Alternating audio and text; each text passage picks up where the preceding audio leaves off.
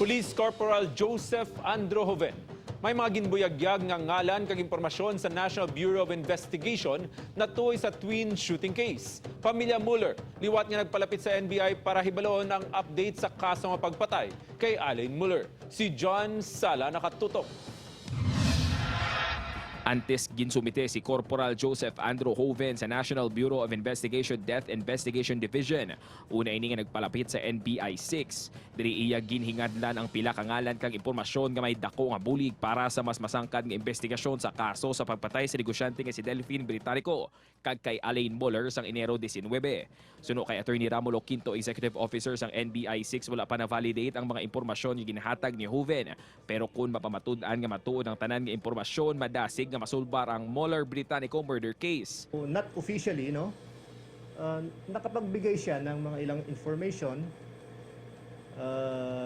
na po pwedeng makasagot sa ating mga tanong.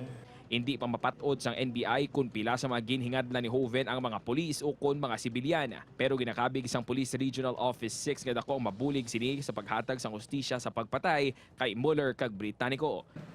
We welcome this information because this will also help in the fast resolution of the case, mga unsolved cases.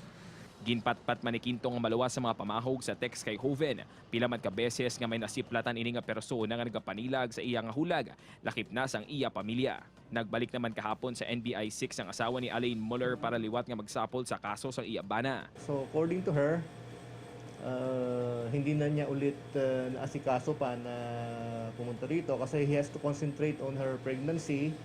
And according to her, na masyadong traumatic yung nangyari sa kanila. Nagapabilin sa NBI Central Office si Joven samtang gina-evaluate kung kwalipikado ining ipaidalom sa Witness Protection Program bilang state witness.